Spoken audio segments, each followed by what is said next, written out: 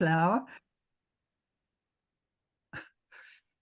Whoops, 150 years ago. And I've been here on Earth for half that time. So it's time enough to witness the effects of that change. So what are whole grains? Whole grain wheat is the same as wheat seed. If it is a genuine, unbroken wheat seed, you can sprout it. The end of the seed that produces the sprout is the germ. The thin-colored seed skin in the bran is the bran, and it's edible, tasty, and a necessary part of food. It is dietary fiber that carries other foods all the way through the digestive system without itself being digested.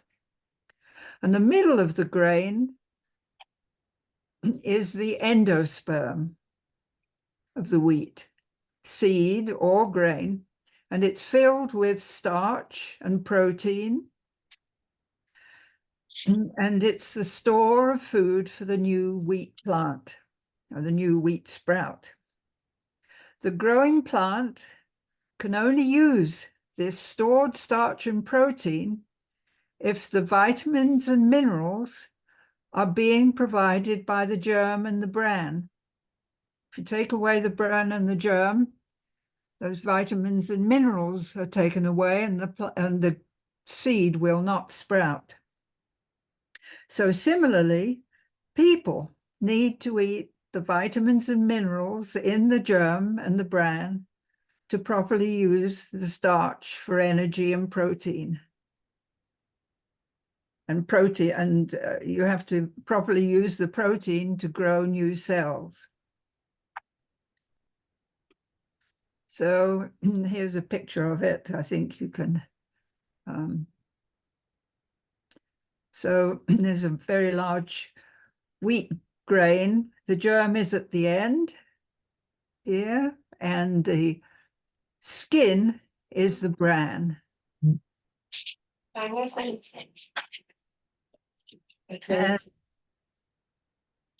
I'm going to suggest everybody mutes their microphone, please.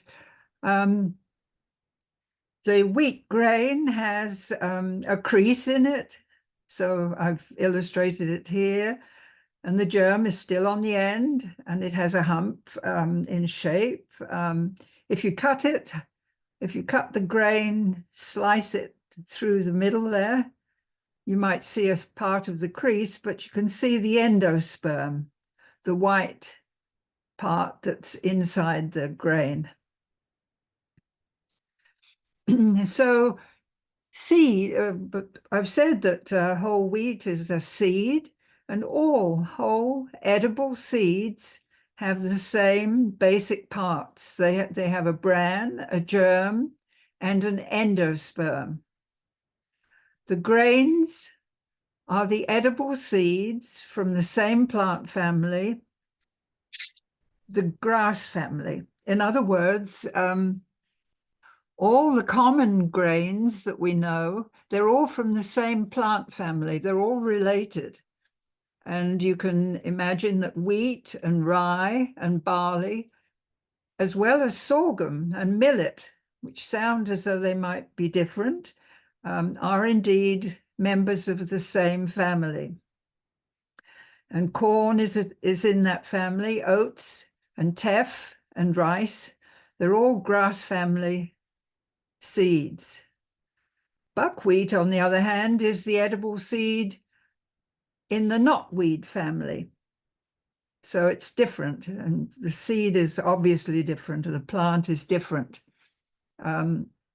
Legumes and pulses are in the legume family, and they include beans and peas, garbanzos, lentils, peanuts, fava beans, and you can add to the list. And nuts are also seeds, but they're seeds from various trees, the almond, the walnut, hazelnut, and so on. Another set of seeds are the edible caraway, cumin, anise, fennel. They're flavoring seeds from the carrot family. Sorry, this is covered up.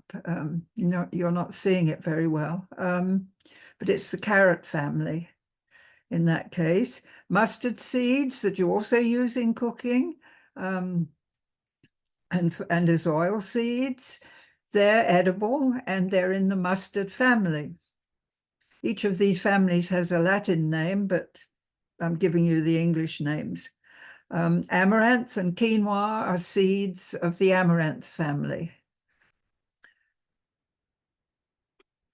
So here's some wheat and corn and sorghum to illustrate. So those seeds were beautifully clean and ready for milling. And previously on the plant, while still on the plant, all seeds are contained inside a husk or a hull or chaff or shell. We have all those words meaning the same thing. It's the covering for the seed. So the rice has a husk. Spelt wheat has a hull. Wheat has chaff. And almonds have a shell. None of these is edible by humans. People do not eat husk. Some animals can eat husk. So the process for removing the husk, the hull, or the chaff, or whatever is relevant, that process is known as threshing.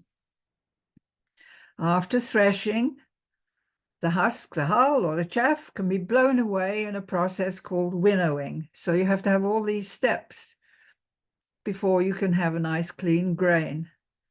And some seeds, they stay in the husk even when they're threshed and must be released by a dehulling machine. And an example of that is rice. When you harvest it, it harvests in the husk. And spelt wheat harvests in the husk, and buckwheat and common barley. They all have husks that need to be removed with a dehulling machine. So here's some wheat. It's a wheat head, and it's easy to just between your thumb and fingers to chip off the grains, and they're inside a husk, and the husk just falls off. And the grains, the heavy grains, fall to the ground, and you can blow this husk, this chaff. It's called chaff for wheat. You can blow the chaff away. But spelt wheat is different. You have a head that looks like that, or a spike that looks like that, and it breaks up when you thresh it into spikelets. It just snaps at each junction. And the spikelets are the grain inside the husk. So we don't see the grain in this case, it's hidden by the husk. So,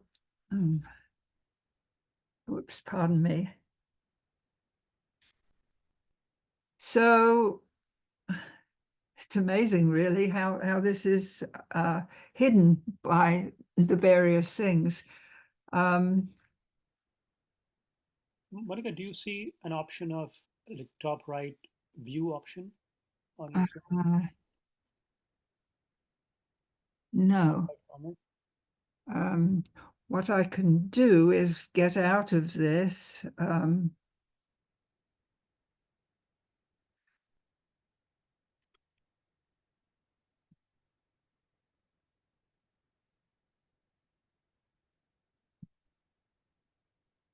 No. It should say view somewhere, and then you can just choose the standard setting, not side by side or. Mm, Do you see any view option in your? no. Are you seeing what I'm seeing, which is a bar, the taskbar for Zoom I've got across the top of my screen, and I have pictures of all of you down the side. Do you see all that? No, we don't see. We just see your screen, which is the Oh, presentation. so it would be nice if I could change that. Do you want to log off and log in? I won't log off, but I can come out of the presentation and Just try once more. Yeah, if that's a problem. we can look at it this way. How does that look? This is fine. This works fine. Okay, then I will stay with this so that I can follow it. This is better for me. Thank you. So to make sure I get to the right place. So what is whole grain flour? We've found out what's a whole grain seed. And what is whole seed flour? They're one and the same thing. We grind. So when whole grains are finely ground, usually stone ground, the flour produced contains all the parts of the grain in a mixture, the bran, the germ, and the endosperm. This mixture is truly whole grain flour. So the bran makes large flakes if the grain is soft, and fine and powdery flakes if the grain is hard and brittle. The oily germ makes flakes. This is valuable for later on, a little piece of information. So the endosperm, when you grind that, makes a fine powder. So similarly, whole seeds can be ground to a whole seed flour. So here we have Abhinav in his mill. With his mill, the millstones are inside this circular metal case, and they're horizontally placed. The grain enters in the top through this funnel, is dropped into the revolving stones, and everything comes out together as the flour. And his other machine, his other mill, has the stones set vertically, but it's the same story. The grains come in through the funnel at the top, or the hopper, and they're milled inside here. The stones are driven by this electric motor, and underneath this table, he has a collection method into a bag or into a container of some kind. And so what do we have in this whole grain flour? About 12% of it is bran, about 3% is germ, and about 85% is the endosperm, the white flour part. And the main nutrients are fat, and protein, and carbohydrate, which is the starch, and a little tiny bit of sugar. And there's fiber in there, and there's a small amount of water, and there are some micronutrients. So let's see where the fat is. The fat is mostly in the germ, and the protein is mostly in the endosperm. I say mostly because there is some protein in the bran and germ as well. And the carbohydrates that are digestible, the sugars and the starches, are practically all in the endosperm.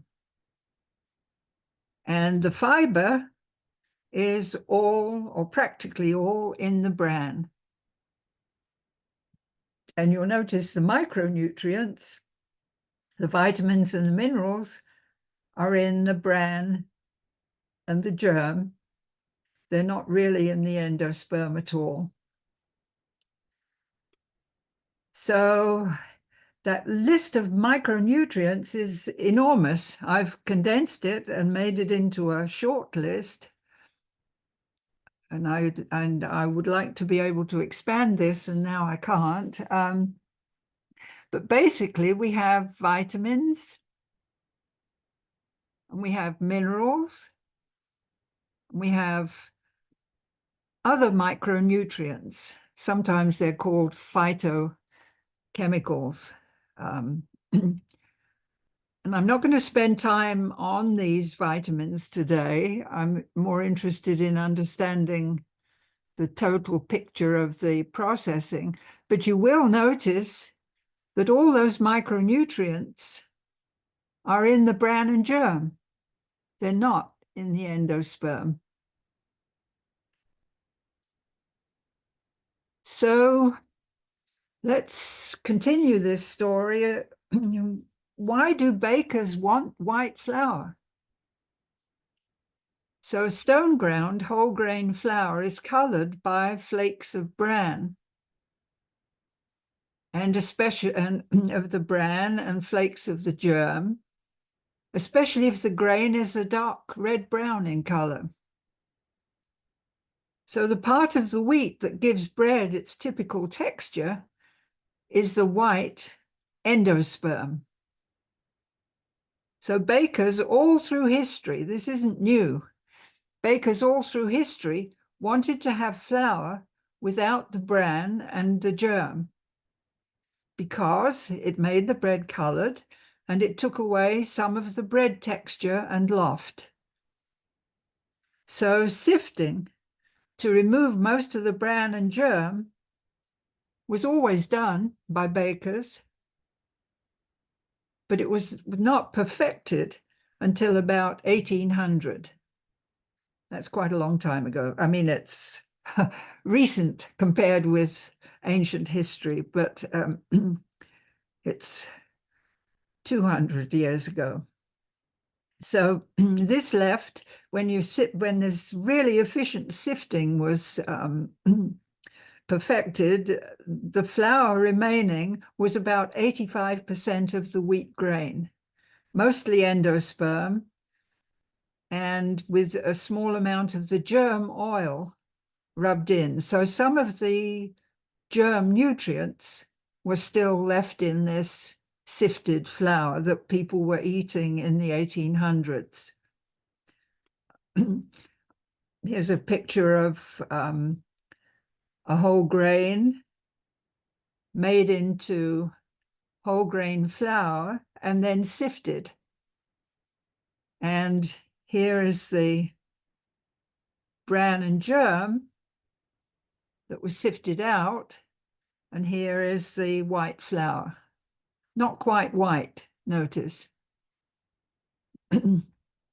But there's a difference in texture between the two, between the sifted out flakes of bran and germ and the powdery endosperm.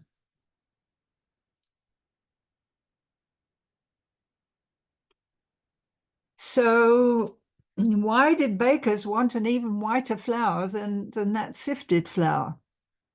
It had worked for 100 years. Around 1880, the Midwestern Great Plains of North America had become a breadbasket, meaning that they were growing millions of acres of hard red wheat. The hard red wheat grows very well in the Midwest. Before 1880, before that time, on the East Coast, the wheat was soft, and when it was sifted, the bran flaked and was easily sifted off to give a white flour, something that was pretty light in color. In the West, the wheat had a light-colored bran. So the sifted flour was white, even if some bran remained in the flour. But bakers saw that the sifted flour from the Midwestern hard red wheat was dark-colored compared with the sifted soft or light-colored wheat, it was impossible to remove the finest particles of bran just by sifting. So hard red wheat bran made a powder when stone milled instead of large flakes that could be sifted off. So at first, the farmers in the Midwest who were growing hard red wheat could not find customers. So that was a problem. For Midwestern farmers wanting to sell their crop to bakers, they needed to be able to remove absolutely all the dark-colored bran from the sifted flour. And also, bakers realized that sifted flour turned rancid when stored for longer than a few months, and blamed the presence of wheat germ oils. So engineers stepped in and invented the roller milling method for making flour, so that it contained only endosperm and absolutely no bran and no germ. They made refined flour. And for whiter than white refined flour, chemical bleaching was introduced in the 1950s. What gives? So what is the roller milling method for making refined flour? What is this method? So clean grain is moistened with water and left for a time so that the bran is loosened. This is a bit like blanching almonds, if you can imagine that. So the grain, when it's moistened that way, is said to be tempered. The tempered grain is then sent between steel rollers that can perfectly peel off the bran from the germ. Excuse me, the bran from the grain. And the germ is completely cut off from the end of the grain as it passes through a second set of rollers. And the remaining endosperm is finally ground to a white refined flour between a third set of steel rollers. So it's a three-step process, four-step process if you consider the tempering. So because the grain was moistened at the beginning of the process, the final refined white flour contains more moisture than the original grain. It contains about 14% moisture, compared with about 10% moisture in the original grain. But it stores very well without any germ oils being present, and it pleases bakers because it is not colored by the fine bran particles. And the bran and germ are collected separately and can be used separately. And it's important to realize that the roller mills were invented and widely in use by 1880. So one realization is that there's a lot of germ and bran produced from this process, and it's mainly used as animal feed. All that nutritional value going, instead of going to humans, is going to animal feed. And it strongly supports the concentrated animal feeding operations in the meat and dairy industries, especially the meat industry. And the other thought is that if wheat was presented in the whole grain form, instead of as refined wheat flour, we would have 25% more wheat available for people. And it would be in its natural, highly nutritious form. That's food for thought, I think. So rice eaters also wanted rice that was white and did not turn rancid. So engineers stepped in again.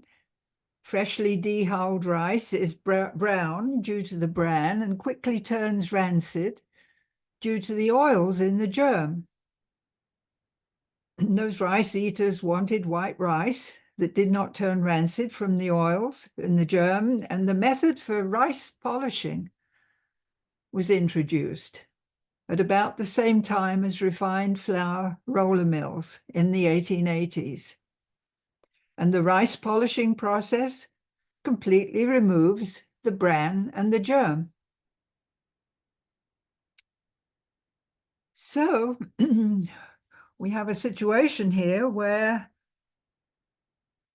refined wheat flour mills had almost completely replaced stone mills by 1900. Stone mills just disappeared. The stones were used as decoration, all sorts of things, anything but milling grain.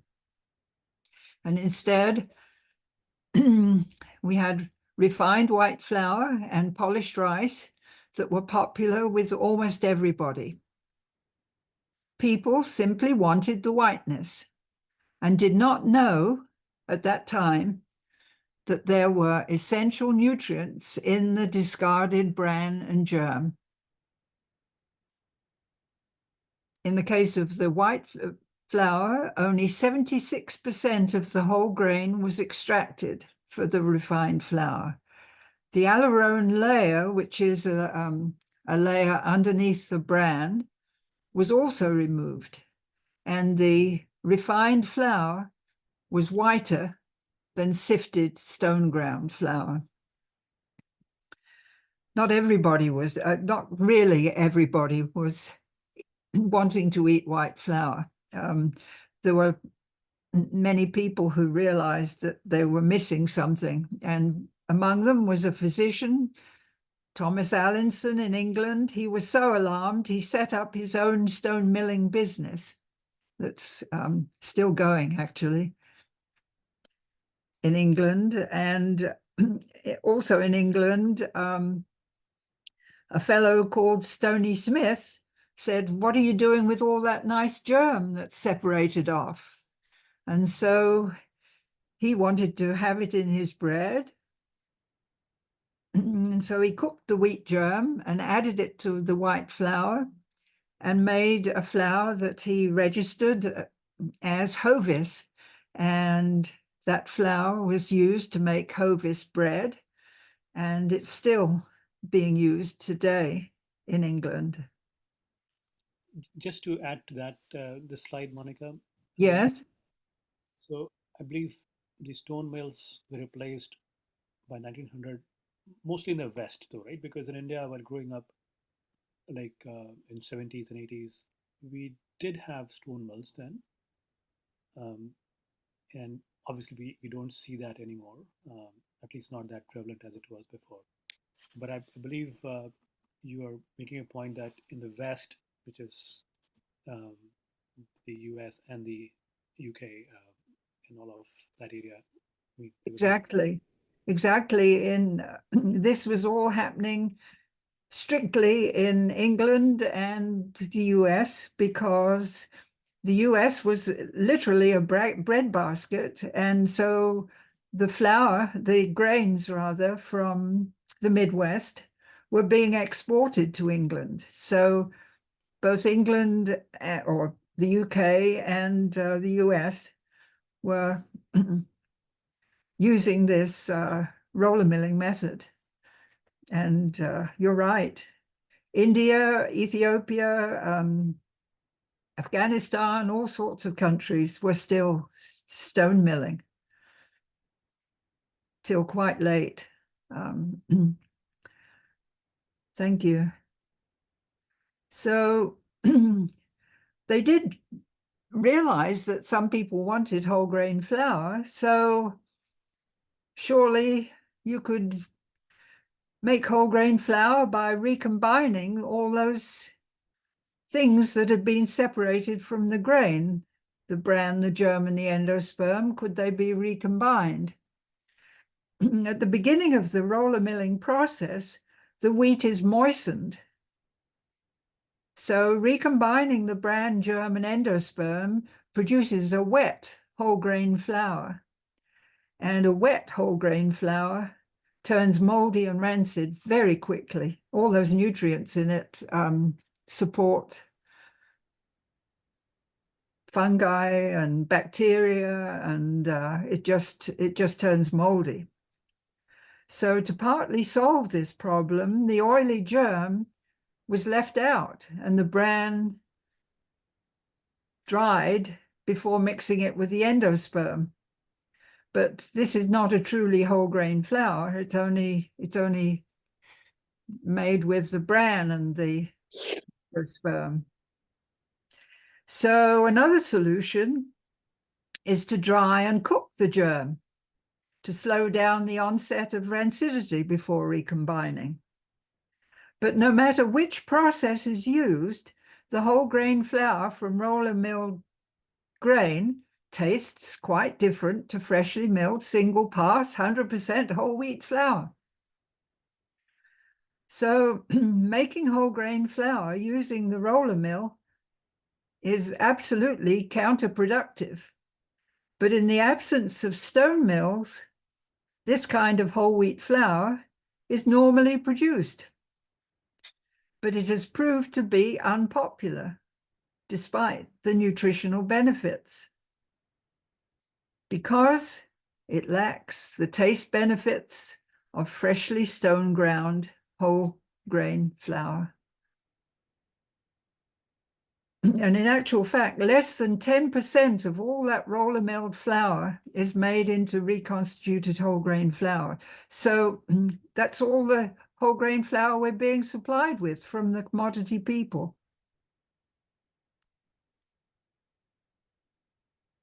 So it's not surprising that diseases and digestive problems appeared increasingly after the introduction of roller milling and grain polishing. Those diseases led to the discovery of the essential vitamins and minerals that were in the bran and germ of grains. And those discoveries were between 1880 and 1940. So let's see, constipation and appendicitis were already common after sifted flour became available to most people after 1800 due to sifting off the bran.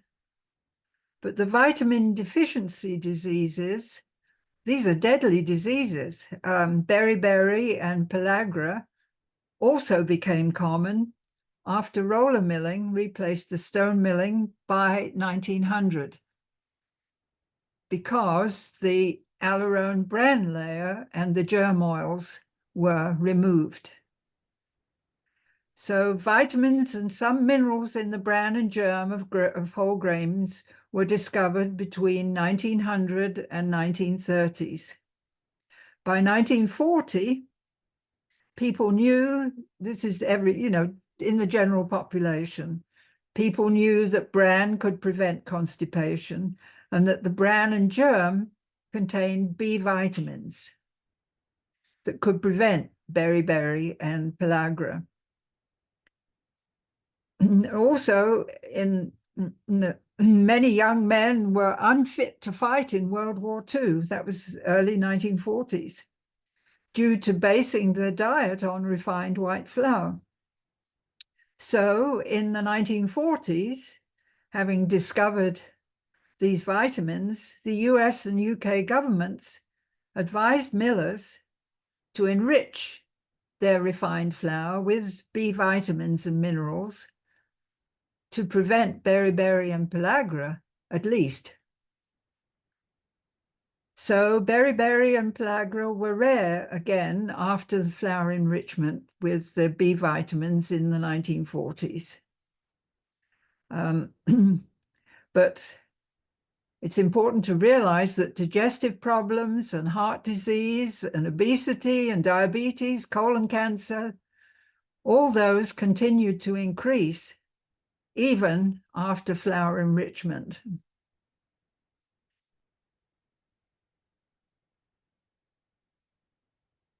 And then in the 1970s, So sorry to interrupt, Monica. Yes.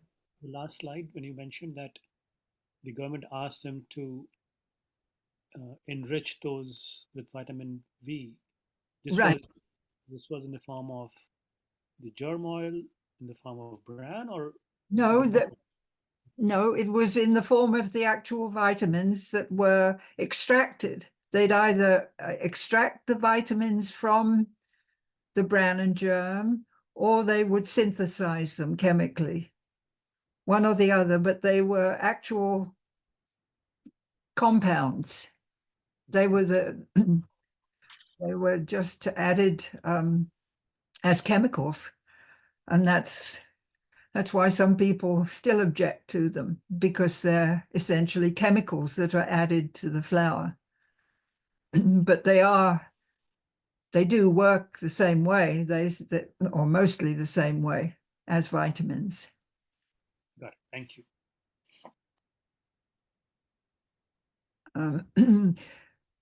But having got to that stage, we still had those diseases, and it was not until the recognition of the importance of the dietary fiber from about 1970 onwards that we had. So in the 1970s, the importance of dietary fiber in preventing constipation, heart disease, obesity, diabetes, and colon cancer was proved. It was highly evident in the 1970s. So the role of other components combined with the non-digestible dietary fiber in the bran and the germ, those were discovered later. And the polyphenolics, for instance, is a group of very potent phytochemicals in wheat bran that are powerful antioxidants. And they're very powerful in helping prevent metabolic disease. And now we know those metabolic diseases are things like obesity and diabetes and heart disease. And the soluble dietary fiber, they realized there was more to dietary fiber than just the bran and the insoluble dietary fiber that's not digested. We also learned about soluble dietary fiber that's digested by the microorganisms in the healthy microbiome. And this also prevents metabolic disease and colon cancer. So we've talked about making flour from the wheat, but something happened to the wheat as well. What happened to wheat after the invention of roller milling in 1880? Roller milling to refined white wheat flour was specifically invented for hard red wheat, the kind that grows best in the continental climate of the Great Plains of Canada and USA. And after 1900, as we mentioned, most millers no longer had stone mills. They only had roller mills. So millers demanded only hard red wheat from the farmers. And on the West Coast and the East Coast, the wheat farmers could not sell their soft or light-colored wheat to the millers. Big problem. Coincidentally, in 1880, the laws of plant inheritance had been worked out by Mendel. So wheat botanists or wheat breeders realized that they could systematically breed wheat to be hard red and able to grow in any place they wished. Therefore, new hard red wheat varieties were introduced by these wheat breeders after 1880. Those varieties that would grow elsewhere than in the Great Plains. These new wheat varieties were made by making crosses between locally grown wheat and hard red wheat from the Great Plains. Actually, the hard red wheat varieties in the Great Plains had originally come from Central Europe and Russia, where they had been growing as land races for millennia. There's no natural wheat in the American continent. It's all in the Old World, originated in the Old World. So that's one change that was made to the wheat. But there was another change that happened, or what I'm asking now, what happened to wheat after the Green Revolution of the 1950s? From 1880 until the 1950s, mostly hard red wheat was produced everywhere. The wheat was generally tall, at 3 feet or taller, and produced at the rate of about 2,000 pounds per acre at the most. It was generally rain-fed and fertilized by crop rotation with legumes or pasturing. The Green Revolution invention was to densely plant short stature, knee-high wheat in herbicide and synthetic fertilizer treated fields and to irrigate, so to produce a consistently very high yield per acre, 2 and 3 times this 2,000 pounds per acre. Thus, from the 1950s onwards, the hard red wheat destined for roller milling to write refined flour was also bred to be short by crossing with a mutated, very short stature wheat. And in this picture, by the side of the writing, in the foreground is a short modern wheat, and behind it is growing a tall landrace wheat, an old-fashioned wheat from the 1880s and earlier. By 1970s, millers objected to wheat that had been bred just for yield because the baking quality had declined in favor of yield. In California and elsewhere, wheat commissions were set up to test new wheat varieties for their milling and baking quality before releasing them to farmers. And we have a California Wheat Commission where there's a lab and they do the testing for the wheat breeders. And so in the 1980s, the knowledge that so many essential nutrients were missing in white flour, even after enrichment, plus the poor baking quality of some Green Revolution wheat, led to a significant movement towards stone milling and whole grain baking in the 1980s. This was the original artisan bread movement, and it was whole grain. Local stores with mills were set up. Health food stores sold bulk grains to mill at home, and local bakers were setting up whole grain bakeries. Whole grain baking recipe books appeared, and small kitchen mills became available. And spelt and kamut heritage wheat that predated roller milling was also introduced and sold for whole grain baking at home.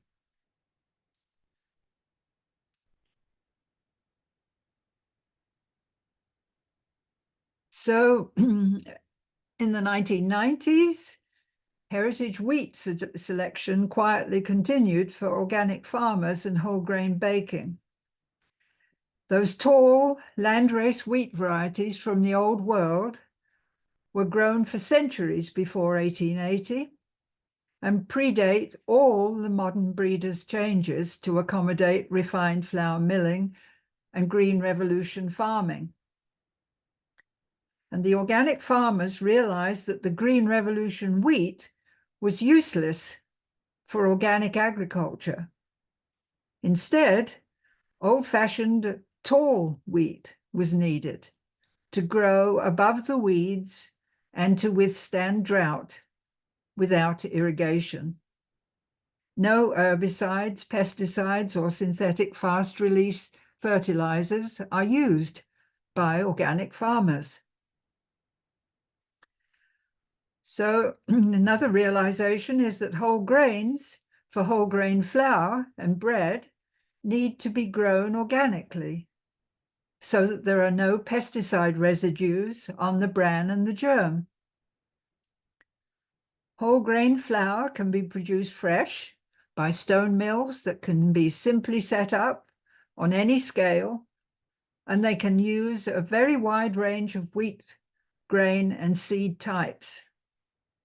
That's in contrast to the hard red wheat that the roller millers want. By 2000, organic farmers had begun to grow and sell old landrace wheat varieties appropriate to their region, either as the grain. I'm reading now instead of thinking about what's happening. So by 2000, organic farmers had begun to grow and sell old landrace wheat varieties that were appropriate to their region, and they were selling them either as grain or as whole grain flour, quite independently of the refined flour milling system. So what happened in the 1990s is almost where we are now. In the 1990s, there was a real backlash against whole grain milling and baking that had been burgeoning in the 1980s. Those refined flour millers and bakers, all their efforts backfired.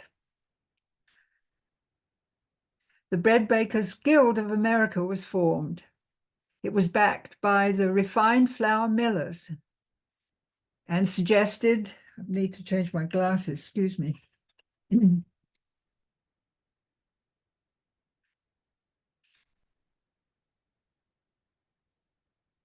That Bread Bakers Guild of America was formed, and it was backed by the refined flour millers and suggested to artisan bakers that they could use organic, refined flour without additives, without enrichment.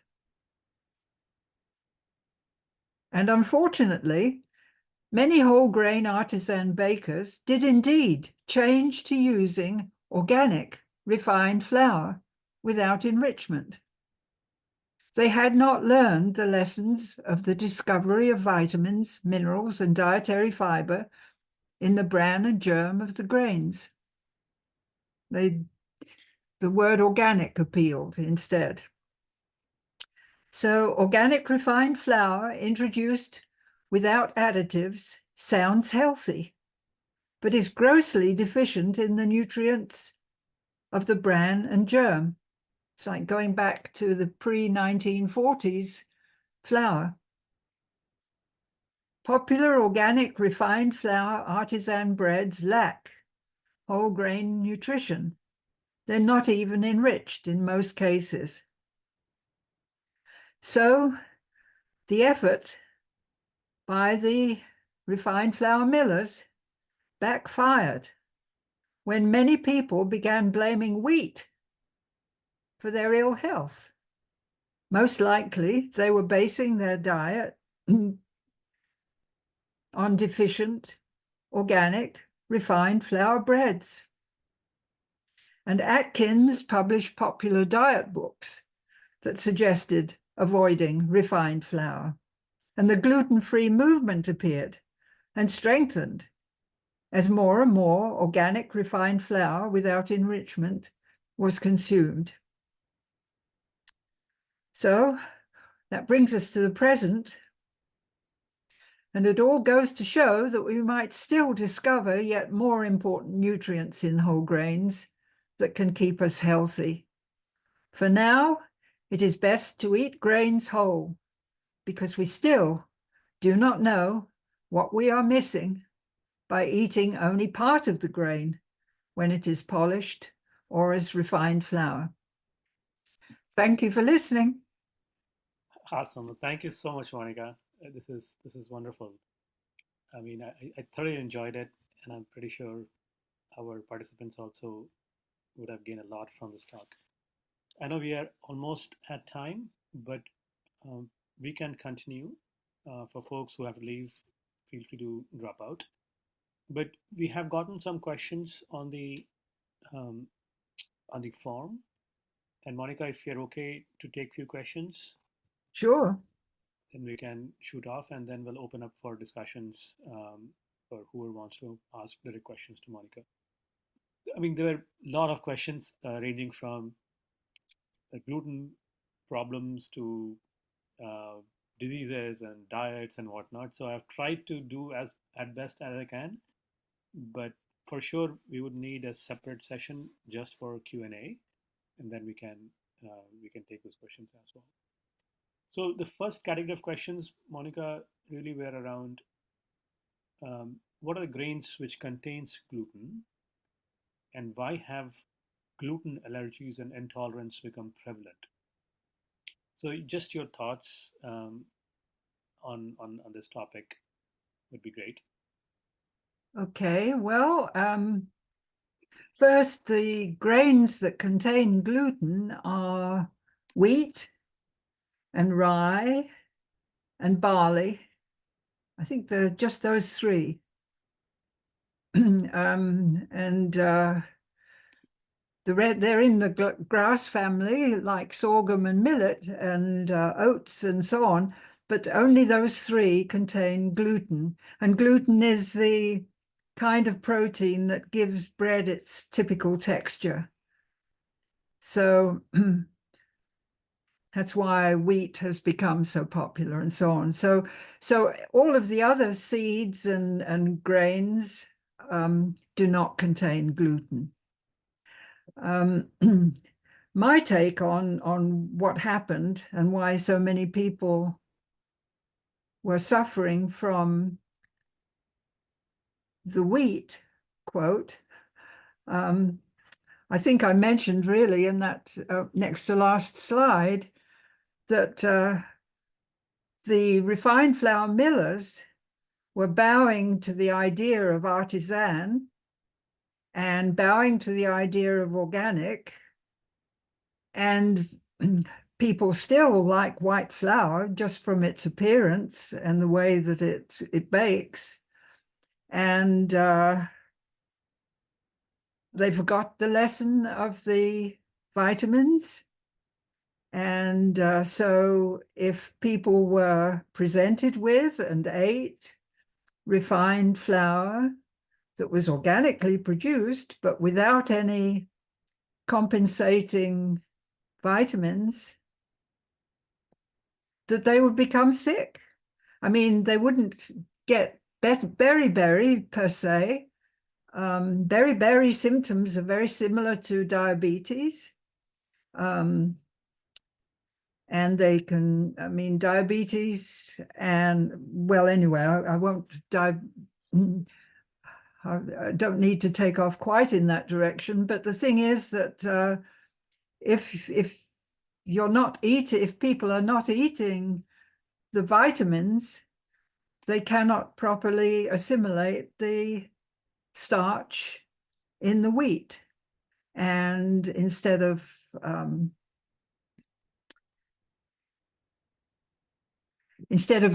feeling energetic, they feel a bit lacking in energy. And if there's no bran there, of course, they're going to have problems with the digestive system and so on. So that deficient flour leads to disease.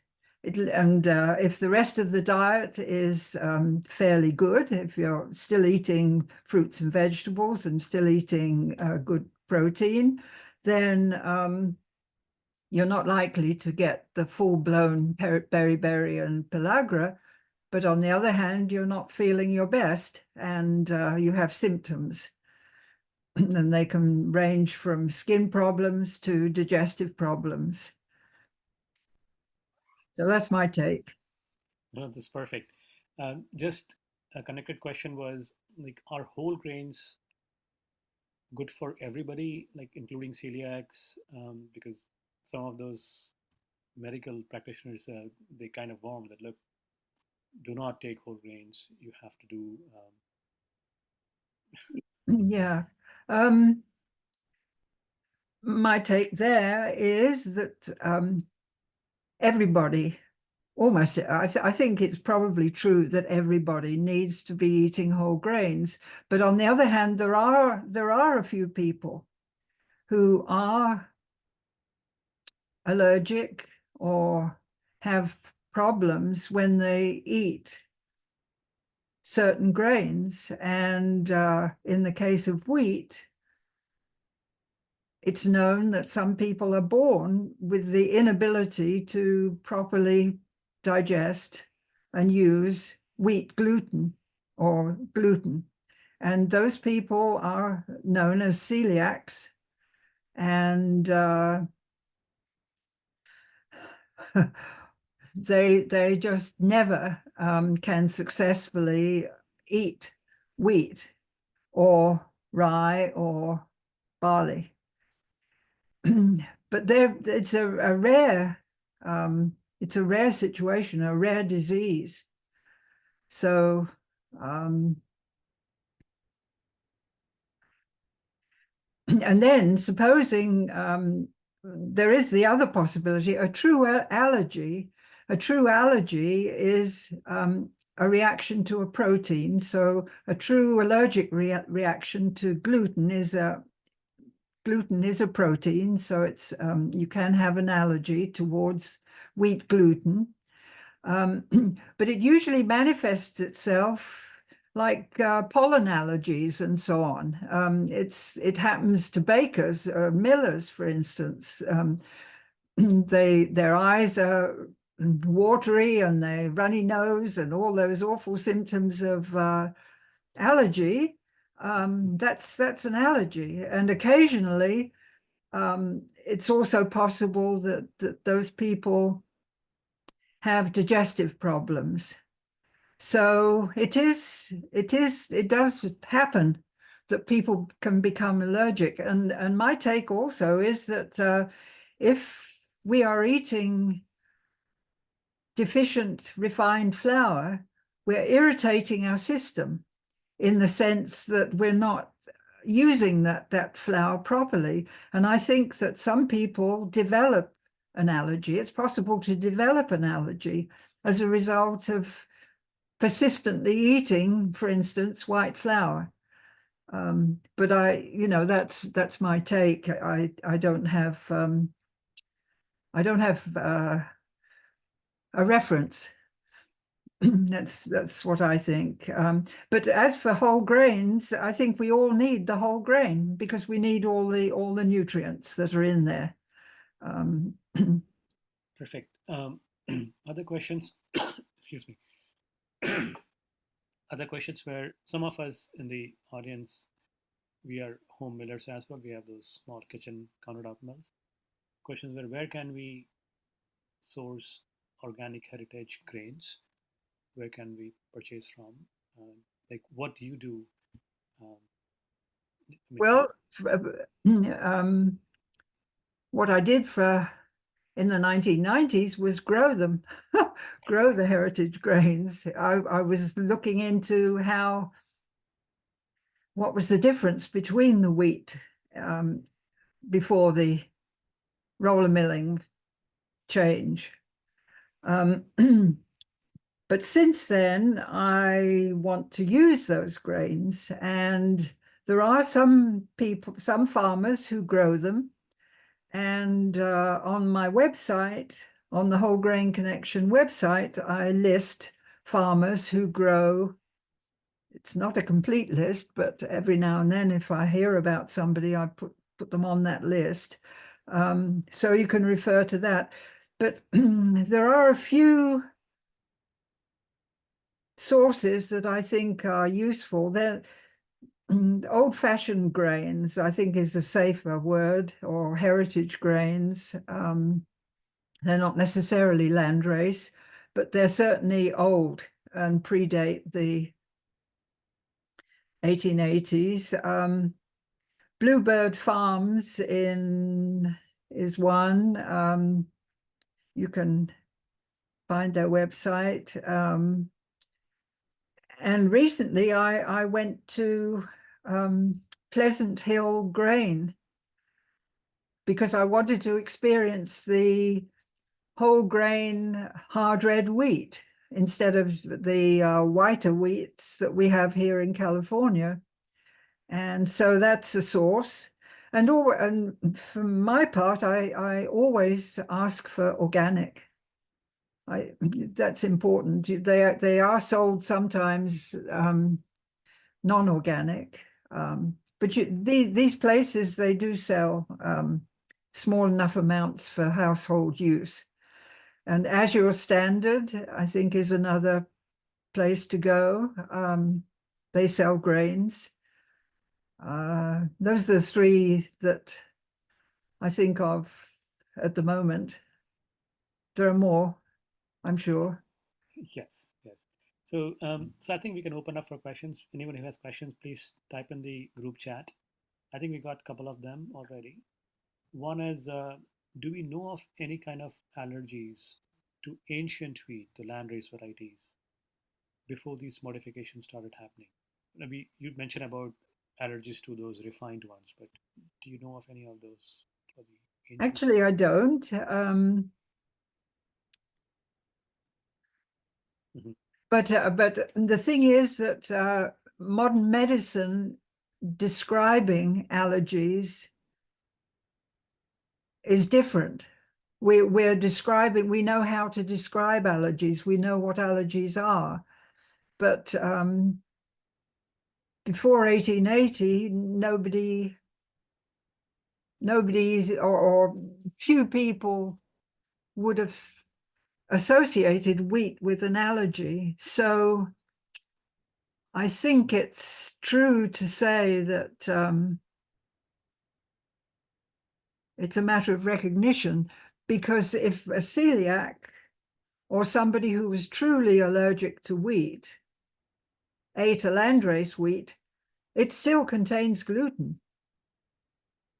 So I think it's important to realize that whether it's an old-fashioned wheat or a modern wheat,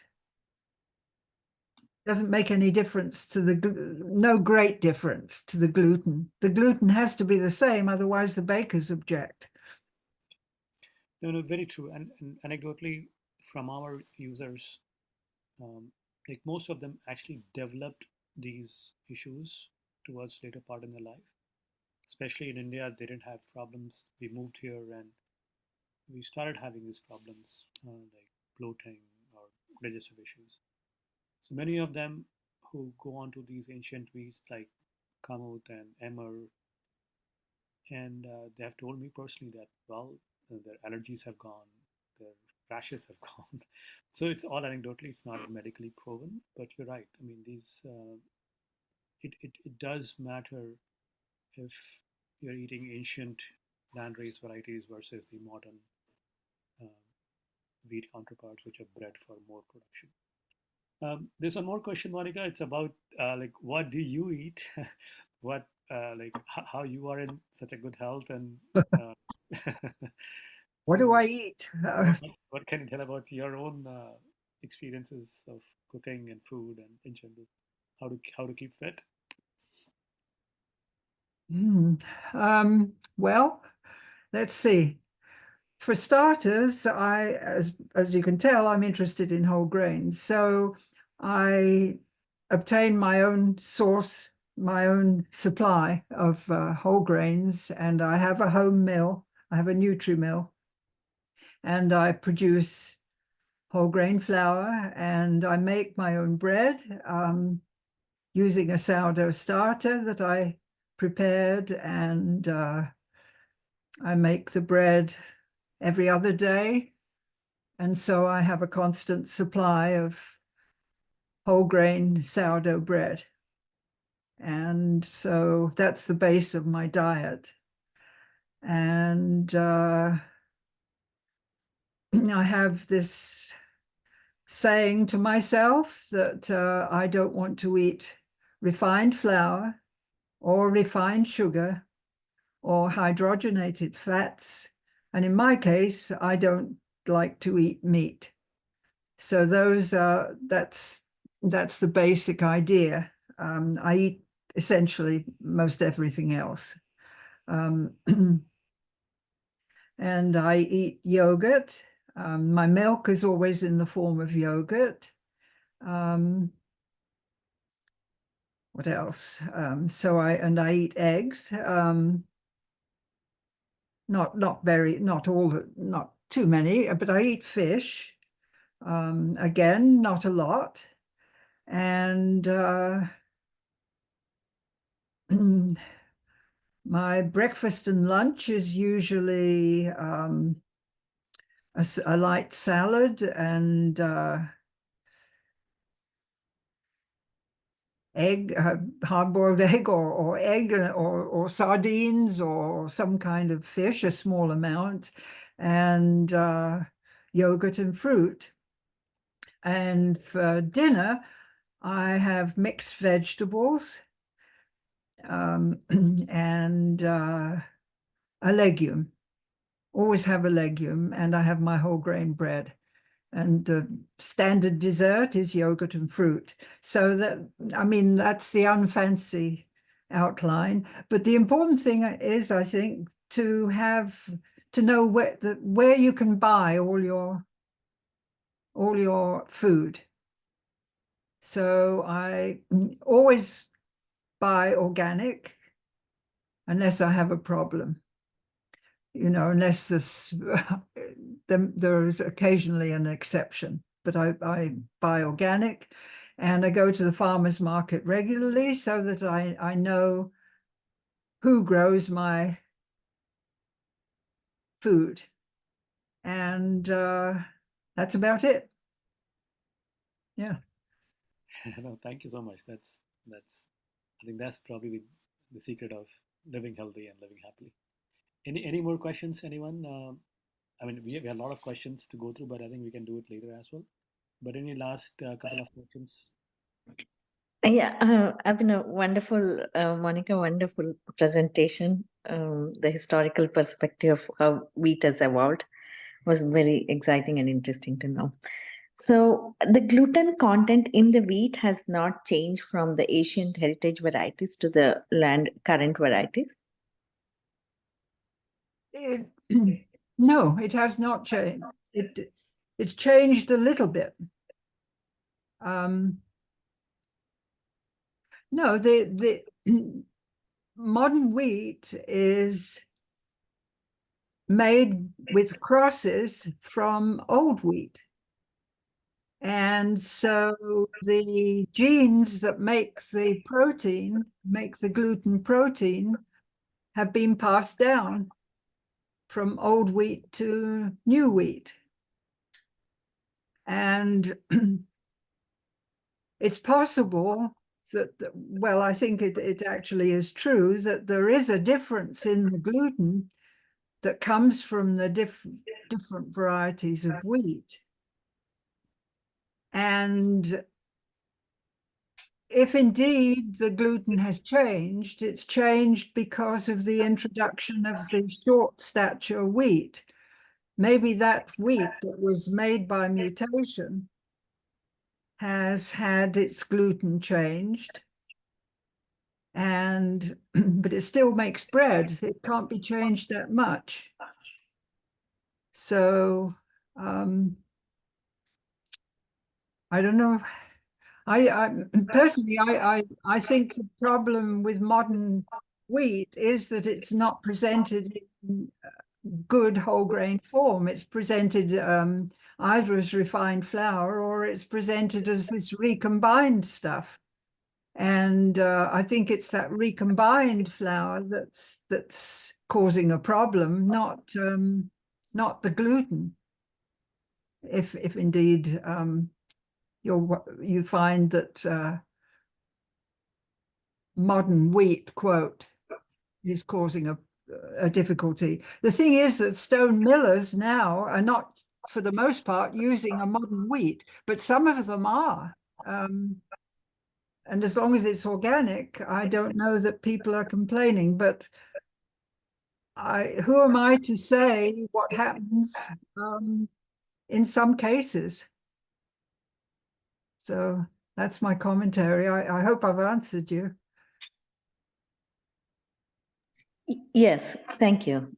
I just wondered if the gluten content was increased to make better bread. Oh, okay. So that's another story. Indeed, it is. Better being bread that rises, whole grain bread, for instance. It's often, if you go to the grocery store, you'll find that the label reads that gluten has been added. And the bakers do that because they want to have the same amount of gluten in the whole grain bread that would be in a white flour bread, so that it comes out to be the same size. And so they definitely do add more gluten. And that gluten has been separated and played about with. So it's not as nice as the gluten that would be in a freshly ground white whole grain flour. So yes, gluten is added as such. Thank you. Maybe one last question. Any recommendations for store bread, like store-bought breads? Like any brands that you would recommend? Or Well, if I'm buying bread locally, I certainly look for somebody who has a stone mill and is baking 100% whole grain bread. And here in Mountain View, for instance, there's the midwife and the baker. And up in San Francisco, there is the mill. And at the mill, there's a baker who's making 100% whole grain bread with freshly milled flour. When you go to the grocery store, that's more difficult. I think it's necessary to read labels very carefully, because if you want 100% whole grain bread, you need to see that the ingredients are, all the grain ingredients are 100% whole grain. And it's actually difficult to find, but you can try. That's about it. That's why so many people are buying freshly stone milled flour from Abhinav, and why so many of us, or the rest of us, have mills at home and we're buying grains. No, thank you so much, Monica. This is lovely. I'm amazed how beautifully you have laid out all those historical anecdotes for the principles, and you have talked for last 90 minutes. It's amazing to get inspired by your presentation, your energy, and your talk. And we'll continue to get inspiration from you. And actually, we'll look forward to for a couple of more sessions where we can go more deep dive into the like stone mills versus roller mills versus impact mills. There are a lot of questions around that as well, which people ask. And then also the health concerns, which we didn't touch today. But I look forward to getting more inspirations and guidance from you. But thank you again. Thank you so much, all the participants. Thank you. My pleasure. Thank you very much for having me. Thank you. Yeah, thanks, Monica and Abhinav. Thank you both. Thanks. Thank you.